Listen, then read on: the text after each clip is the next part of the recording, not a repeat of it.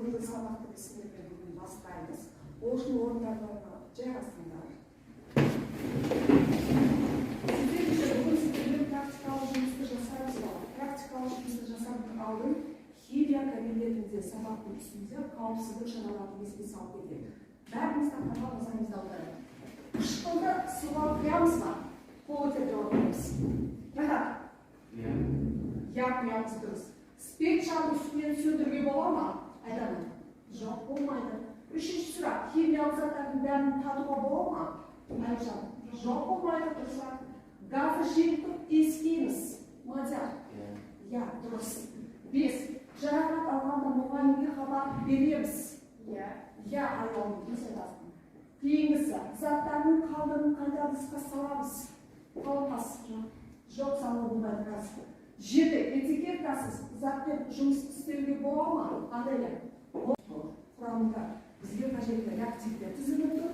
Ол үшін бұл сабақты бастардан сіздердің топқа бөлуді бастайық. Қарап тұрсыңдар, парталарымыздың бәрі 4 топқа лайықтар бөлінген. Енді біз сіздердің топқа бөлу үшін барлықтарында мен алдына жеке-жеке шақырайық. Сөйтсек біздер сіздердің түрлі түсті фигуралар деген әдісімен топқа бөлінеміз. Яғни бір қатыратын болса да, мынандай түрлі түсті 3 бұрыш фигуралар бар.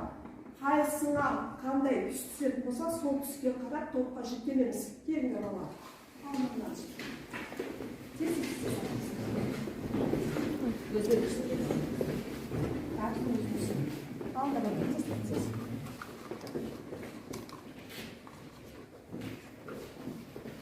Түстеріне қолдарына түскен фигуралы түсіне қарап, парталарға бөлініп отырамыз. Тездетіп алайық.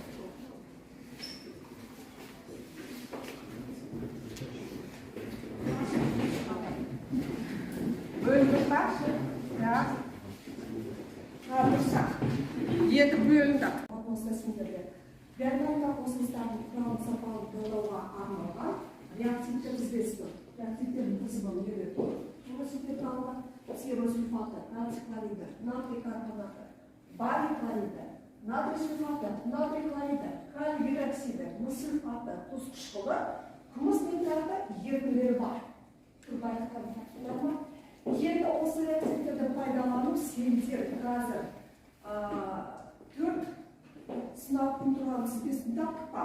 4 сынақтың бірінші, екіншісі темір сульфаты, үшінші, төртінші сынақта сендерде кальций хлоридінің ерітінділері тұр. Яғни екі сынаққа құйып шыққан. Әлде не үшін? Өйткені сендер қазір темір сульфаттың катионның анионын және кальций хлоридінің катионның анионын сапалы талайсыздар.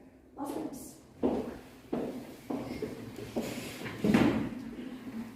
Дескрипторге мән беріңдер болады. Дескриптормен танысамыз, естелерген дескрипторде жазылған.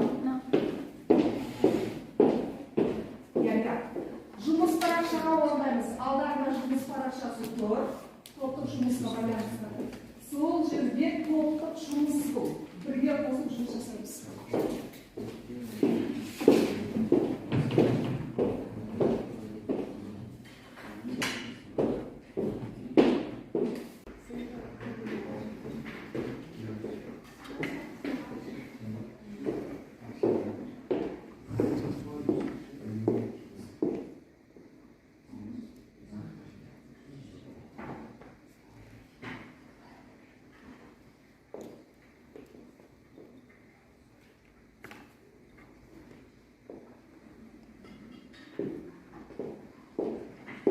Темір гидроксиді шықты тамаша. Айтып тұрсам да болады. Сосын не құйыватсың? Барий хлоридті құйыватырмыз. Қосамыз. Сары тұнба түсті. Дұрсақ. Бұмен біз нені анықтадық барий хлоридпенен? Темір сульфатының бізде сульфатын анықтадық, иә? Кейінгісі кальций хлоридке күміс нитраты.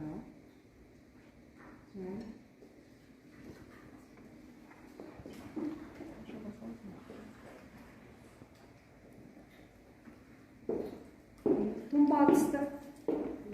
Дұрыс. Қалғандарымызды істеп жатырмыз ба? Істейміз. Антиклорезин.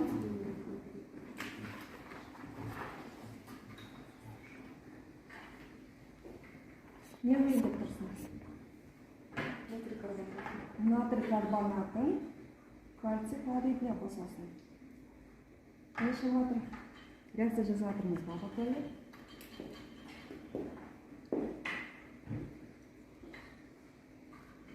Тұнба түсті.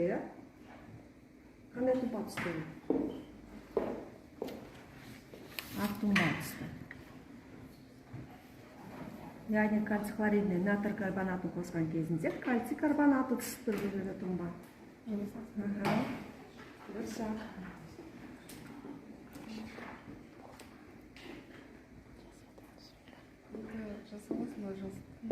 Жасау. Сара.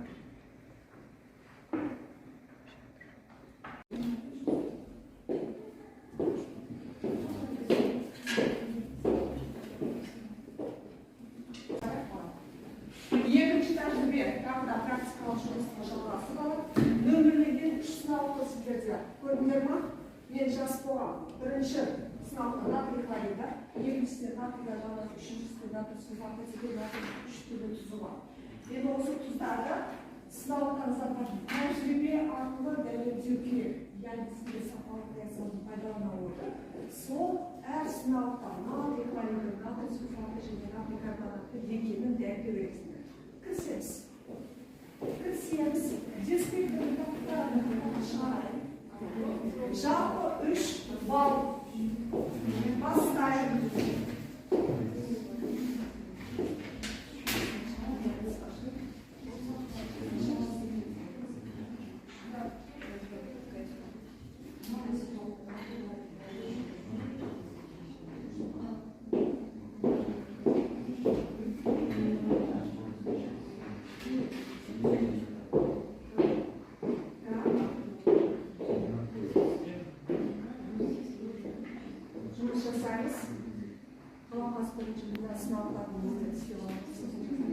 Біреуін жазған кезде екіншісін істеп тұрсыздар. Жазамыз. Давай советуйтесь.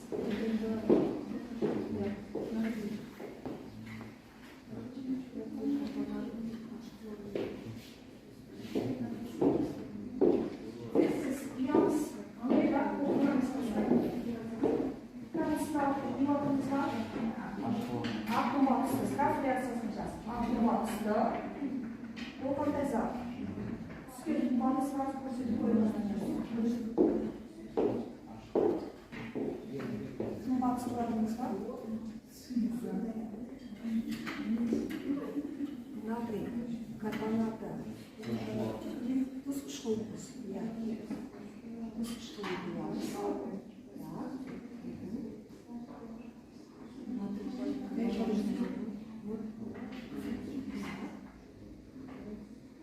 Газын бөлінген шығу көрсіңдер. Мұны газ көпіршіктері шығывады, көп тұрсыңдар ма? Бұл қандай газ? Қандай газ шығывады мұны жүрсе? Көмір қышқыл газы? Көмір қышқыл газы. Кейінгісіз көрсіңдер. Тез боламыз келмесі.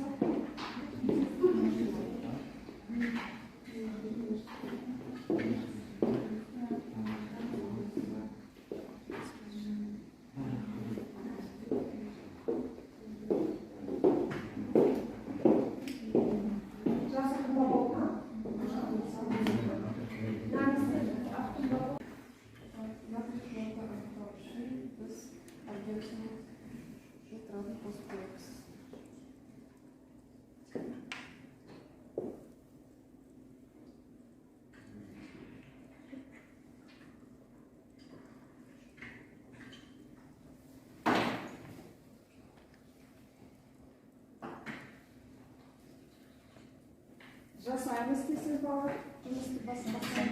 Енді натрий карбонатын табу үшін біз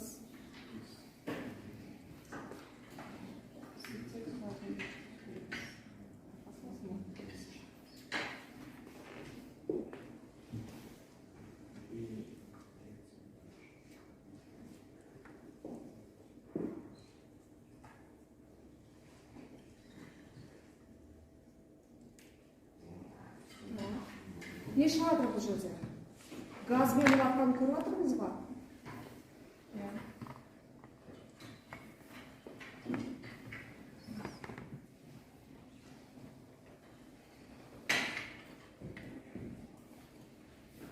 Натрий сульфатын анықтау үшін Натрий сульфатын анықтау үшін не қосайын деп тұрсың? барий хлориді.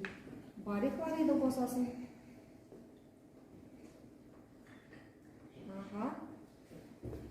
Яғни сульфат ақ тұнбаға айналды. Дұрыс-ақ. Реакцияларын жазуды ұмытпаймыз балалар. Орындаған тәжірибені міндетті түрде параққа түсіреміз. Коэффициенттерді қою арқылы теңестіреміз.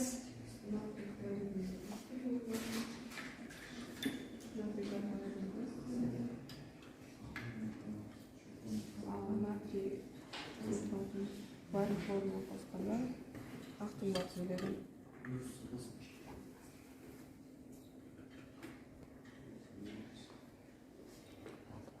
Практикалық жұмыста аяқталды. Практикалық жұмыста бөлініп қалады біздер топтық жұмыстан басқа. Әрқайсысына топта отырған мүшелерге жеке-жеке жұмысын бармайды. Жеке-жеке жұмысты мен сендерге әрқайсысына бөлек тапсырма ретінде беремін. Назарларыңда мынандай айналымдар болады қазір. Мен қазір шығайын сендерге. Сол айналымдардың мына параққа аты жөндерін жазып орындаймыз. Мына жерде бөліп аласыңдар. Жеке тапсырма арасында. Жеке тапсырма. Аты жөніңізді жазып, осы жерде орындаймыз бала.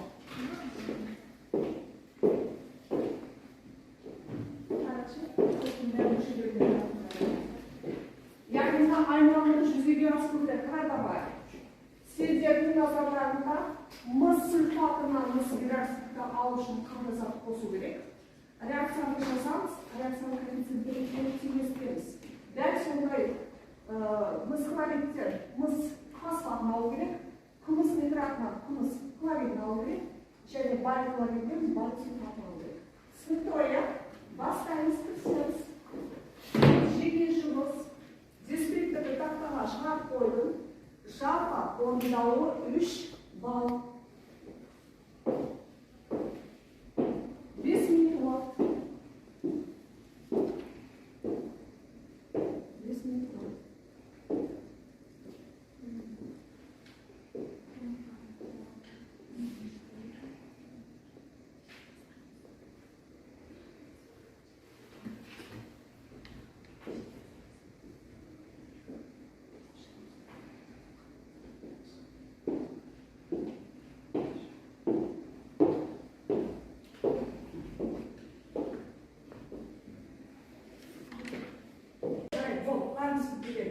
Енді бүгін қазір сіздермен алдымызда топтық жұмысымыз, сосын барып қолдарындағы жеке жұмысты тексеру үшін қасымызда отырған жолдасымызға ауыстыру жұмыстарында ауыстырып арқылы тексересіздер.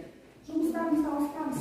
Жаңағы жеке жұмысты жерінде бір-біріне сөйтеміз, жауаптарына қараймыз. Тақтада сендерде дұрыс жауабы тура келеді.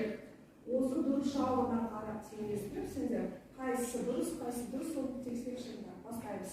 Тексереміз. Тексереміз.